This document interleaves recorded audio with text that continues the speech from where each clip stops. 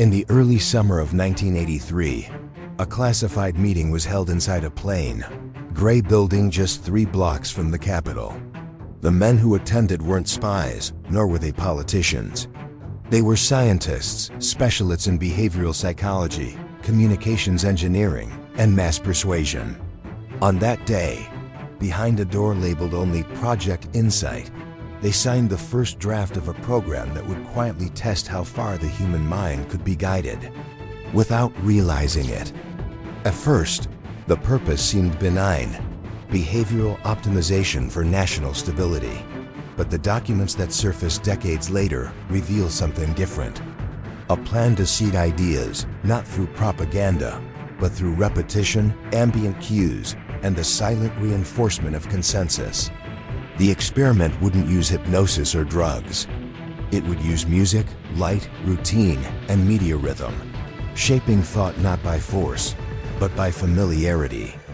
Weeks after its approval, subtle anomalies began appearing in Washington's own communications network. Radio broadcasts slightly shifted their tone. Weather updates inserted short, reassuring phrases. Televised PS as repeated symbols no one noticed consciously. By August, the first field report confirmed success. Measured compliance increased to 22%. That phrase, measured compliance increase, would become the core metric of an invisible system that soon expanded far beyond D.C. It was cheap, effective, and undetectable because the subjects didn't know they were part of it. The experiment spread through corporate sponsorships, local stations, even grocery store playlists. Every citizen unknowingly became a data point. 4 decades later, fragments of that system remain buried in archives and forgotten patents. Some say its mechanisms were dismantled after 1989. Others claim they evolved, merged with digital platforms, adapting to new forms of media. But one truth remains constant. Every government dreams of controlling its people's minds. In 1983, one of them came dangerously close. The truth about Project Insight was never meant to surface. Its traces were scattered through procurement ledgers, research abstracts, and forgotten contracts buried in public archives under harmless-sounding names. But every paper trail leaves a shadow. When analyzed side by side, the fragments tell a story of obsession, a state apparatus determined to find the switch inside the human mind, not to enlighten it, but to steer it. What began as a psychological defense program evolved into a model of population calibration, tested first on its own soil. In 1983, Washington was a city vibrating with paranoia. The Cold War had entered its most psychological phase. Misinformation wasn't just a weapon, it was an industry. Television, radio, and the newly forming computer networks were becoming battlegrounds of suggestion. In that climate, the difference between protecting national security and engineering national thought grew dangerously thin. When agencies discovered that influence could be achieved without visible coercion, by simply shaping perception, ethical lines blurred into abstraction. This documentary reconstructs the structure of that invisible program, how it began, how it operated, and what it became. We will follow its architects, the behavioral scientists who justified it, the private contractors who built it, and the whistleblowers who later tried to expose it. Many of them vanished from public life. A few resurfaced decades later under assumed names. Their testimonies, where they exist, are fragmented, coded, and often contradictory. Yet they converge on one uncomfortable fact: control didn't end with the program's closure. It simply changed its form. The evidence we present is drawn from declassified files, corporate patents, and open-source intelligence. Each piece alone means little, a memo here, a funding request there. But when the pattern is assembled, the outline emerges, a program that taught entire populations to adapt their thoughts to an invisible rhythm. The result wasn't fear. It was consent, engineered, measured, perfected. For the next few minutes, keep one idea in mind. What if the voices shaping your opinions were never truly your own? What if the patterns of your daily routine, the songs, the headlines, even the phrases you repeat online, trace back to a single experiment that never ended? Tonight, we retrace the map of that hidden operation. Not theory, not fiction, but the cold truth of how influence became infrastructure. The first clue didn't come from a confession or a leaked recording. It came from a procurement notice, a single-page document filed in March of 1983 by the Department of Behavioral Sciences. On the surface, it was mundane, a request for communication calibration systems to be tested in urban environmental settings. The vendor listed was a small consultancy based in Arlington, Virginia, operating under the name Lumen Dynamics Incorporated. The firm had no website, no press mentions, and according to corporate records, no more than 5 employees. Yet within 6 months, its funding multiplied 20-fold. Researchers who later analyzed those records noticed something strange. Several of Lumen's patents were not new. They were refinements of concepts first explored during the CIS McUltra program, specifically techniques involving sensory conditioning and subliminal cueing. While McUltra had relied on drugs, Lumen Dynamics focused on something subtler, environmental entrainment. The idea was to influence behavior not through chemical alteration, but through controlled exposure to patterns, sound frequencies, phrasing repetition, and emotional priming hidden in everyday media.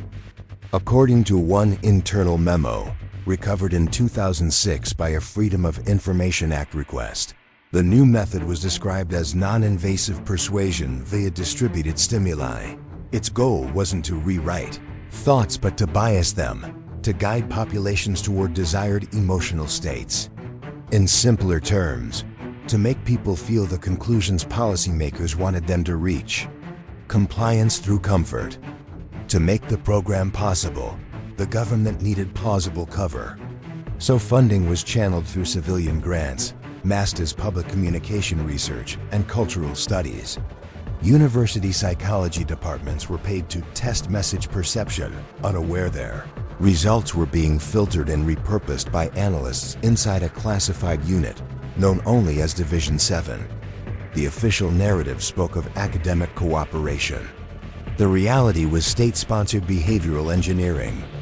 The earliest experiments took place in controlled microenvironments, small towns where radio and public announcement systems could be synchronized. In one test location, a Midwestern city of about 30,000 residents, the municipal radio quietly broadcast slightly modified ads and news segments for 12 weeks. The changes were nearly imperceptible. Tone shifts, slower cadence, subtle repetition of reassuring phrases like, "You are safe now," and "Stay informed." Surveys conducted afterward showed a measurable decline in civil complaints and a statistically significant increase in trust toward local authorities.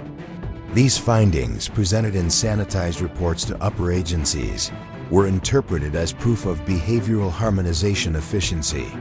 The scientists behind the project believed they had found a modern alternative to censorship. Rather than suppressing information, they would saturate it, overwhelm the public with controlled reassurance until independent thought dissolved in a haze of collective calm. One engineer later described it as the psychological equivalent of white noise. But the true turning point came when Division 7 secured cooperation from private corporations. Media conglomerates, advertising networks, and even supermarket chains were offered tax incentives to align messaging for public well-being. By late 1984, the program had expanded beyond Washington.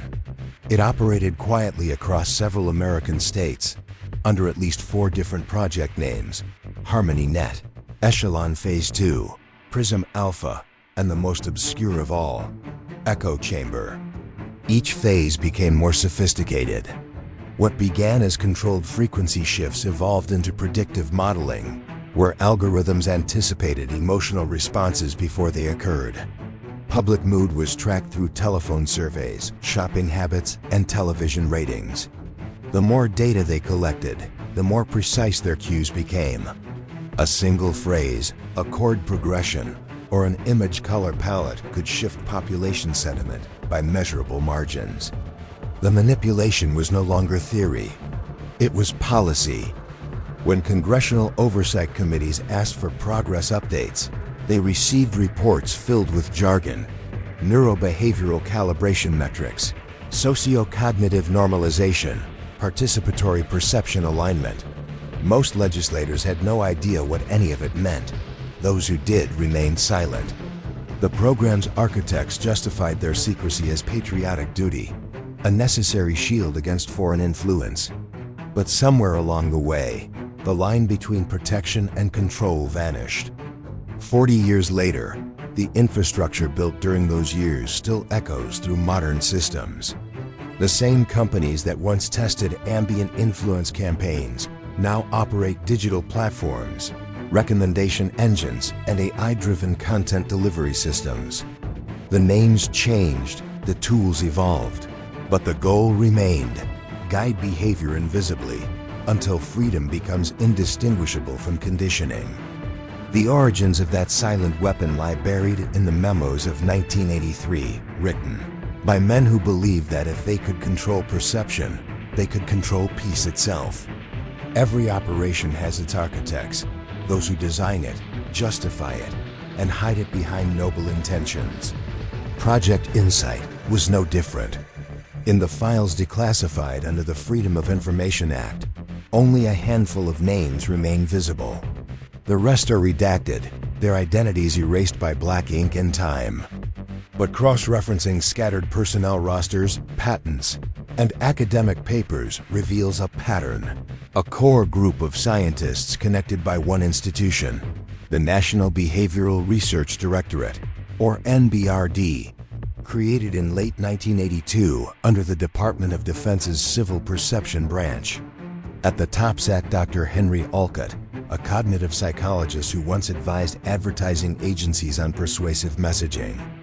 Before his disappearance in 1991, Alcott wrote a series of internal memos outlining the idea that emotional predictability was the cornerstone of national stability. In his view, democracy could only survive if public sentiment could be measured and, when necessary, redirected. One of his most cited notes reads, "The goal is not to tell people what to think, but to ensure they arrive at the correct conclusion on their own." Beneath him operated a second figure, Margaret Weller, a communications engineer recruited from a private defense contractor. Her task was to design the delivery system, the invisible infrastructure that could carry influence through public signals. Weller's team pioneered the use of embedded modulation layers in analog transmissions, meaning that emotional cues could be inserted beneath ordinary audio. These layers, inaudible to conscious hearing, were designed to elicit low-level emotional responses: comfort, vigilance, compliance. When questioned years later by journalists, Weller denied involvement, stating only, "We were developing safety systems. I didn't control how they were used." Another key contributor was Dr. Lionel Kurtz, a sociologist from Yale whose research into group conformity had drawn the attention of federal think tanks. He provided the theoretical backbone for the program, the algorithms predicting how opinions spread through communities. Kurtz believed that ideas followed the same rules as epidemics. A single infected host could alter an entire network. His role was to identify the social carriers, community leaders, radio hosts, clergy, whose subtle guidance could transmit behavioral norms faster than any official broadcast. Together, Alcott, Weller, and Kurtz became the intellectual trinity behind what insiders later called the Harmony Doctrine. It proposed that societies could be stabilized through constant, low-intensity exposure to alignment cues. Fear would be managed, outrage redirected, and dissent dissolved not by censorship, but by absorption, a soft weapon hidden inside ordinary culture. For them, it was not manipulation. It was maintenance, but not everyone inside the program agreed. Some engineers, especially younger recruits, began to question the ethics behind the technology they were developing. One of them, a systems analyst named Peter Lang, would later become a whistleblower. In a series of handwritten letters sent anonymously to journalists in the early 1990s, Lang described the moment he realized what the system truly did. "We thought we were building better communication tools. Then we saw the results. People changing routines, moods, even opinions, after exposure to frequencies we tested. They called it success. I called it proof we'd crossed the line." Lang's letters also contained copies of internal documents showing how the program's metrics were reported to higher authorities. Each city in which the system was tested had a psychometric performance score. When compliance rates rose, funding increased. When they dropped, new stimuli were introduced. It was the feedback loop of control, invisible, mathematical, and entirely deniable. The public never heard of the NBRD. Officially, it was dissolved in 1986 after a budget realignment. In reality, its staff were quietly reassigned to private corporations with government contracts, especially within the communications and data industries. Dr. Weller later joined a consulting firm that helped develop early audience optimization software. Dr. Kurtz founded a predictive analytics startup that specialized in sentiment engineering.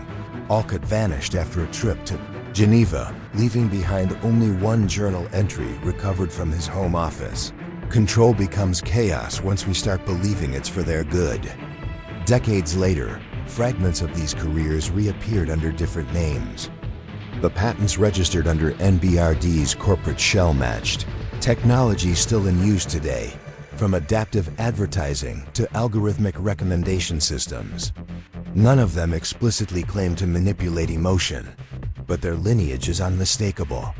The same psychological triggers that once guided radio broadcasts now define digital behavior on a global scale. The architects of Project Insight are gone, but their ideology remains: the belief that human perception can be modeled, nudged, and optimized. In the 1980s, it was an experiment. Today, it's an industry. The tools have changed, from analog frequencies to algorithmic feeds. Yet the purpose endures: stability through influence. The architects did not fail. They simply built the foundation for the system we now live in. The first field operations of Project Insight began quietly, far from Washington. According to surviving correspondence between the NBRD and a group of private broadcasters, 3 pilot cities were selected between late 1983 and early 1984. Their names were never revealed in full, but the redacted initials, S, L, and F, matched small urban centers in Ohio, Kentucky, and Oregon. The criteria were simple: isolated demographics, stable economies, and controllable communication networks. In other words, perfect laboratories. Each city received subtle infrastructure updates disguised as modernization grants. Public radios were replaced with energy-efficient models supplied by government contractors. Transit stations received new speaker systems. Even grocery stores were offered incentives to install centralized sound management units. All of them were connected through a network later identified as PulseNet, a system capable of transmitting synchronized low-frequency patterns across an entire region. No citizen was ever informed. The operation ran for 87 days. During that time, researchers monitored not just media consumption, but emotional temperature. Local papers, church attendance, volunteer rates, and even police call volumes were recorded. The resulting data showed what officials called behavioral cohesion. The citizens became calmer, more compliant, and most importantly, more predictable. Community disputes dropped by almost 30%. Local elections saw record participation, but with near unanimous alignment to state-approved initiatives. There were no protests, no polarization. It looked like peace. But it wasn't.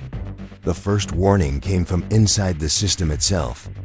An engineer contracted to maintain the PulseNet transmitters filed an internal complaint, claiming that the equipment was producing interference symptoms among technicians: migraines, disorientation, brief memory lapses. The report was dismissed as occupational fatigue. Within weeks, hospital admissions in the test regions rose by 12%, mostly cases of unexplained anxiety and insomnia. Officially, these were attributed to seasonal affective trends. Unofficially, the data was flagged as sensitive and locked under restricted clearance. By mid-1984, the program expanded again. A new phase called resonance adaptation introduced audio and visual synchronization. Local television networks began broadcasting PSAs with rhythmic editing patterns designed to match the underlying frequency range of PulseNet. The aim was to create total immersion, a feedback loop between sight and sound that the conscious mind couldn't distinguish. Viewers reported feeling strangely comforted after the broadcasts, though none could explain why. The experiment was working. Behind the scenes, moral fractures were widening. Several project members began to question the lack of informed consent. According to later testimony from one administrative assistant, participants were told their work supported civil awareness research. But when she discovered that citizen behavior was being recorded and manipulated without disclosure, she leaked a copy of the Behavioral Compliance Metrics Report, Q4 1984. That document, partially declassified in 2008, confirmed what whistleblowers had claimed for decades. Emotional states were being quantified as policy outcomes. Still, for the agencies funding the project, the results were too valuable to abandon. In January 1985, Project Insight officially transitioned to Continuity Program Phase 2, a broader operation encompassing additional test regions and new delivery mechanisms. Rather than limiting influence to radio and television, the program began experimenting with product design, packaging color, and store layout, all optimized for emotional priming. Every detail of daily life became a potential vector for suggestion. It was influence woven into reality itself. Publicly, these experiments were invisible. Privately, some administrators began to fear discovery. A memo dated February 11, 1985, labeled Eyes Only, described containment strategies in case of narrative breach. It outlined methods to discredit leaks through coordinated press briefings and academic rebuttals.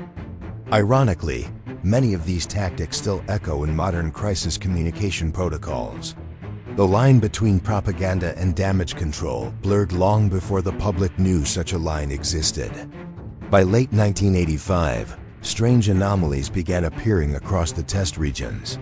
Reports of identical dreams, recurring phrases overheard in conversations, and uncanny synchrony in public behavior surfaced in local newspapers before being quietly removed. One surviving article clip from an Oregon paper described residents who started humming the same tune at bus stops without realizing it. To the scientists, this was validation. To anyone else, it was a warning that the experiment had gone too far. And then, abruptly, the field data stopped. Records end in December 1985 with a single note: operational silence observed. Program entering consolidation. Whether that meant termination or continuation under another coding name remains unknown. But fragments of PulseNet infrastructure have been found in later communications patents, buried beneath corporate mergers and defense contracts. The technology never vanished. It simply changed hands. The echoes of those experiments still linger in the way media synchronizes emotion, in how digital feeds seem to anticipate outrage or calm in the invisible rhythm of modern communication. What began as a secret Cold War experiment became the prototype of today's algorithmic influence. The test never ended. It just expanded until the entire world became the field. In early 1986, Project Insight officially ceased to exist, at least on paper. Internal memoranda refer to its termination as a routine administrative dissolution due to redundancy. Yet the more one examines those final documents, the clearer the contradictions become. Budgets continued to flow to the same contractors under new project names. Equipment once registered to the National Behavioral Research Directorate was transferred to entities with ambiguous titles like Civic Harmony Group and Applied Systems Interface. The paper trail was intentionally fragmented, scattered through agencies, impossible to follow in full. Termination was the perfect disguise for continuation. The first disappearances began shortly afterward. Dr. Henry Alcott, the program's intellectual architect, was last seen leaving a symposium in Geneva in the summer of 1991. His passport was never used again. His belongings were discovered in his Washington apartment: a briefcase, a stack of books on collective behavior, and a single sheet of paper torn from a notebook that read, "The signal doesn't die, it evolves." No missing person report was ever filed. Others followed. Margaret Weller, the communications engineer responsible for PulseNet's modulation layers, resigned from her consulting position in 1989. 2 months later, a fire destroyed her home laboratory. The cause was declared electrical malfunction, though witnesses recalled hearing a low-frequency hum moments before the explosion. Her patents were quietly absorbed by a defense contractor, later acquired by a major telecommunications firm. None of her work was ever published again. Meanwhile, Dr. Lionel Kurtz withdrew from public life altogether. By 1990, he had become a ghost in academia. Students who attended his final lectures remember him warning that the architecture of influence is self-replicating. In a rare interview years later, he cryptically remarked, "You can shut down a program, but not an idea." Once society learns to crave synchronization, control becomes voluntary. Months after that interview aired, the recording vanished from public archives. Whistleblowers inside the system faced even darker outcomes.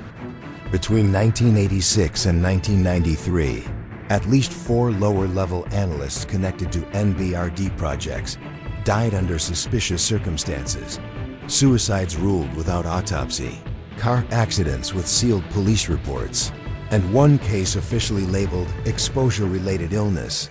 The surviving correspondence from their families shows a pattern of intimidation, anonymous calls, letters stamped with red ink, and subtle warnings to stop digging into defense research.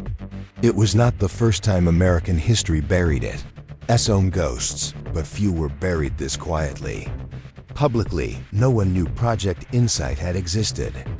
Journalists who stumbled upon fragments of the story in the late 1980s found themselves discredited or blacklisted. One investigative writer, Thomas Behrens, published a short article titled "The Sound Beneath the Static" in 1988, suggesting that the government had tested subliminal frequencies on domestic populations. Within weeks, his publisher retracted the piece, citing editorial inaccuracies. Behrens' notes, stored in a rented locker in Virginia, disappeared. He died in 1992 after a reported carbon monoxide accident. His death was ruled accidental. The notes were never recovered, but silence leaves patterns. And decades later, when declassification processes began releasing thousands of Cold War documents, small traces of Project Insight reappeared. Memos containing unusual terminology, compliance vectors, perceptual harmonization, cognitive bandwidth reduction, surfaced in unrelated files.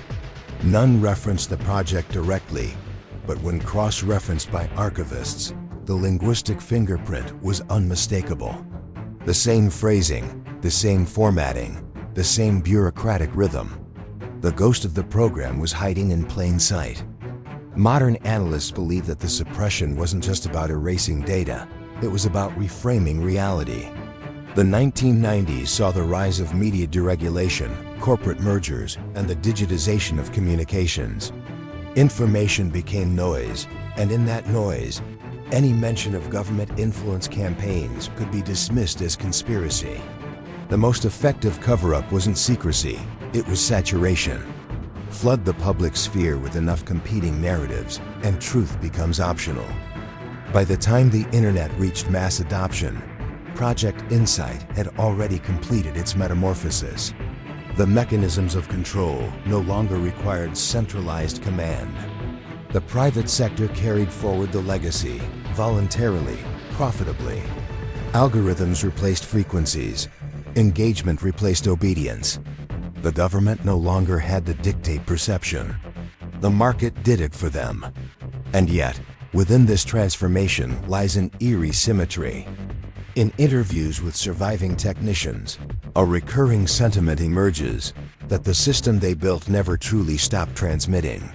One retired engineer described hearing a faint tone when tuning to unused radio frequencies, like a heartbeat beneath the static. Others spoke of archival servers that still ping back from unknown origins, servers registered to long-defunct government entities. No one knows who maintains them or why. Perhaps the greatest success of Project Insight was not the manipulation of minds, but the manipulation of memory. Today, its existence lives on only in redacted documents, erased tapes, and faint anomalies in the historical record. Traces so faint they can be dismissed by design. Suppression was never about deletion. It was about rewriting what people remembered. In that sense, the experiment never ended. It simply evolved into the world we live in now. A world where control no longer needs to be imposed, because we've already learned to crave it.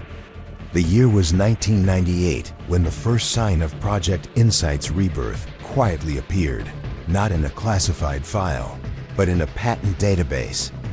A small startup registered in Delaware under the name Syntech Media Systems filed an application for a behavioral synchronization framework for digital environments.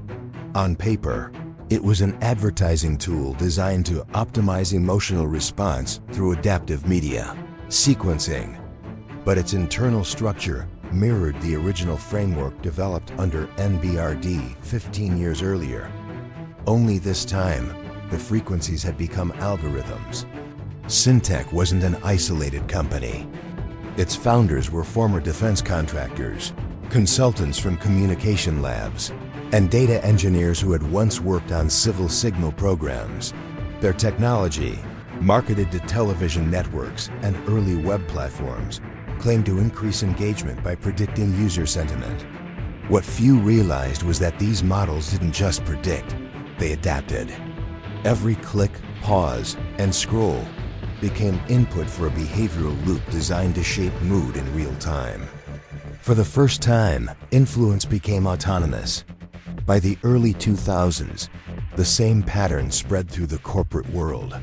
Tech giants, driven by profit rather than secrecy, began building systems that mirrored the principles of Project Insight, only faster, larger, and entirely voluntary. Recommendation engines didn't need to force belief.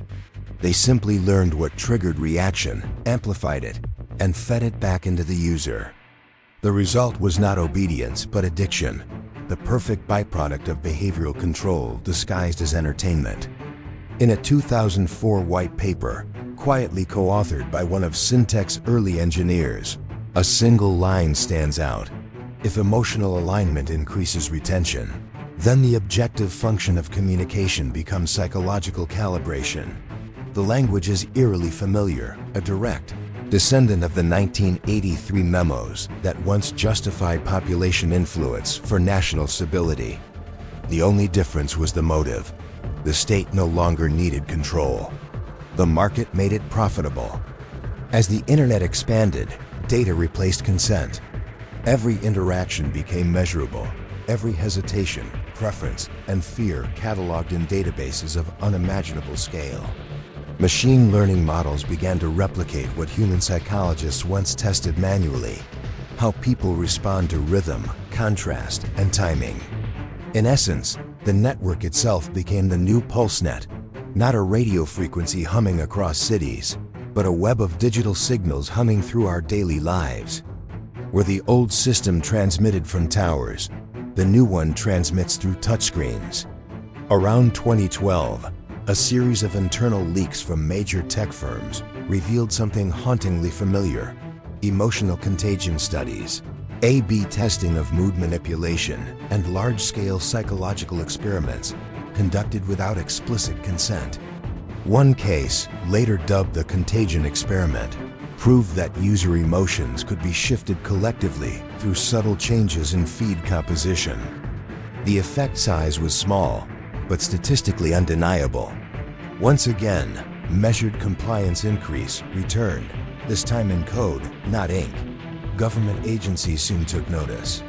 Rather than rebuild the system themselves, they partnered with private companies, embedding analysts within data firms under the pretext of cybersecurity. The logic was simple. Why control the message when you can control the medium? Through public-private partnerships, influence became decentralized, invisible, deniable, and permanent. And just like in 1983, the justification was national security. Dr. Lionel Kurtz's warning had come true. The architecture of influence is self-replicating. Once digital systems learned to feed people what they wanted, they no longer needed human supervision. The algorithms became the architects. Their purpose, optimization, was indistinguishable from control. Today, the world lives inside a continuous experiment without consent or awareness, where every notification, every trending topic, every silence is part of a feedback mechanism first conceived 4 decades ago. Some modern researchers have begun connecting the dots. A team of independent archivists in 2019 compared metadata from early NBRD documents with patents owned by Syntec and its successors. The phrasing, syntax, and even error patterns in their code documentation matched government-style formatting from the 1980s. In other words, the DNA of Project Insight survived inside the algorithms that now shape global behavior. Most of the people who could confirm this are gone, but their creations continue to operate, adapting through every technological generation. What began as subliminal radio frequencies has become digital resonance, invisible synchronization woven into every feed, every ad, every song. The same goal, refined through convenience: predict emotion, guide perception, prevent chaos. Today, we no longer need transmitters or pulse networks. We carry the mechanism with us, in our phones, our timelines, our habits. The digital resurrection of Project Insight is complete, and the signal has evolved beyond its creator's control. What was once a government experiment has become a global ecosystem of influence, where freedom is measured not by thought, but by engagement. And somewhere, beneath the noise of a billion screens, the original hum continues, silent, rhythmic, and eternal. When people hear the word conspiracy, they imagine rumor, speculation built on coincidence. But Project Insight left behind something more stubborn than rumor: evidence. Not enough to convict, but too much to ignore. Scattered across archives, declassified requests, and the margins of forgotten databases, these fragments form the shape of something real. The kind of truth that survives only because no one notices it. One of the earliest proofs came from a collection of tapes discovered in 2005 at a government storage facility in Maryland. They were labeled Public Health Announcements, 1984. The recordings seemed ordinary until analysts ran spectral tests. Hidden beneath the audible layer was a sub-frequency tone oscillating between 14 and 17 Hz. Too low for conscious hearing, but within the range known to affect mood and attention. The analyst's report concluded the effect was consistent with low-frequency entrainment experiments. The file was later withdrawn and replaced with a redacted version omitting that sentence. In 2011, a private researcher named Caleb Morton uncovered another trace while digitizing old FCC records. Among thousands of routine applications, one request from 1983 stood out: a temporary license for harmonic synchronization tests across regional broadcast towers. The coordinates matched 2 of the suspected PulseNet cities. The request was approved and extended twice before the frequency band was quietly reassigned to military use. When Morton published his findings online, his website was shut down within 48 hours. The official explanation: violation of data distribution policy. Even the patents tell the story. Patent No. 4,626,996, filed in 1985. describes methods for influencing human behavior through controlled sensory sequencing. It lists Lumen Dynamics, Incorporated, as the applicant, the same company that fronted early Project Insight operations. The document was later re-registered under a shell corporation and reclassified as a, say, marketing utility patent. The language remained identical, except one phrase was changed. Behavioral conditioning became user engagement. Fragments of correspondence show that several private labs attempted to replicate the technology in the 1990s. One such experiment, run at the University of Colorado under an innocuous grant titled Environmental Mood Calibration, measured group emotion in response to synchronized light and sound pulses. Participants reported feelings of calm, loss of time, and vague euphoria. The study was abruptly terminated, its data sealed under contractual confidentiality. Digital evidence proved harder to suppress. In 2016, a cybersecurity team investigating botnet traffic stumbled upon an unregistered server cluster communicating through obsolete military encryption.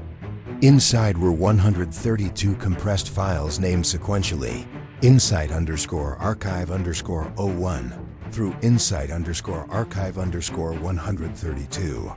Most were corrupted, but a handful contained text strings referencing behavioral metrics, compliance rates, and something called continuity reservoir. Forensic timestamps dated the files to between 2002 and 2009, decades after the program's supposed death. The analysts forwarded their findings to federal authorities. Within a month, the servers disappeared. There are also the witnesses, the ones who still speak, though few will go on record. A retired broadcast engineer from Oregon, interviewed anonymously in 2018, recalled servicing equipment in 1985 that never appeared on the maintenance ledger. He described boxes marked with the NBRD insignia and labeled signal harmonizers. When asked what they did, he laughed quietly and said, "Whatever they were still transmitting long after we pulled the plugs." In more recent years, faint anomalies have been detected in civilian infrastructure. Independent radio hobbyists report narrow band pulses recurring every 19 minutes on frequencies officially listed as inactive. Audio spectrums of these pulses resemble early PulseNet signatures. The signal carries no data, no modulation, only a rhythmic hum. Authorities dismiss it as atmospheric interference. But to those who know the history, it sounds like something older, a heartbeat left behind. The most haunting piece of evidence surfaced not in a file or recording, but in metadata. In 2019, an encrypted data package leaked anonymously to archivists contained a single document, insight_projection_2030.pdf. The text was minimal, a short statement allegedly written by a continuity director overseeing modern influence systems. It read, "The mechanism persists because it has been accepted. Direct transmission is obsolete. The network is the mind. Experts can't verify its origin. Yet its structure, the font, layout, and internal codename syntax matches 1980s NBRD formatting almost perfectly. All these fragments may be coincidence, or they may be what remains of the largest behavioral experiment ever conducted on an unaware population. What's undeniable is that every discovery is followed by silence, a shutdown, a retraction, a disappearance. Truth seems allergic to daylight. Today, anyone seeking to trace Project Insight encounters the same paradox the original investigators faced. The deeper you dig, the more the evidence erases itself. Hard drives crash. Links vanish, voices recant. It's as if the system learned how to defend its own myth. Maybe it always could. And still, for those who listen closely, to the static between stations, to the patterns of headlines, to the rhythm of digital noise, something remains. A pulse, a whisper. Proof not in documents, but in design. The evidence survived not because it was preserved, but because it was replicated inside the world we built on top of it. The mechanism didn't end. It adapted. And its signal continues everywhere. They said the program ended, that the transmitters were dismantled, the frequencies silenced, the documents burned. But signals don't end. They decay, they scatter, and then they migrate. They find new mediums, new languages, new hosts. A message once created has only one purpose: to survive. Project Insight did not die in the 80s. It transcended its hardware. When analog faded, digital took its place. When towers rusted, servers hummed. The frequencies became code. The modulations became algorithms. The same patterns once pulsing through radio static now flow invisibly through fiber optics, through the signals that light up your phone, your screen, your thoughts. The experiment no longer needs walls or cables. It lives inside the noise of civilization, disguised as convenience, framed as connection. Look around. The rhythm is everywhere. It's in the loops of social media that repeat the same outrage every 24 hours. It's in the predictive suggestions that finish your sentences, the curated feeds that decide what you fear and what you desire. It's in the synchronized moods of millions reacting to the same story at the same time. The new PulseNet doesn't broadcast, it listens. It measures silence, calculates discontent, and feeds you equilibrium disguised as choice. In the archives of behavioral research, there's a phrase that appears again and again: stability through exposure. It meant that if a population sees something often enough, it becomes safe, familiar, even comforting, no matter how false it is. The architects of control learned this decades ago. Today, their discovery defines our entire information ecosystem. We mistake exposure for truth, repetition for proof, and consensus for consciousness. It's not mind control. It's mind replacement. When journalists say that algorithms manipulate attention, they're only half right. The deeper truth is that attention has become the commodity of control. Whoever owns your focus owns your future.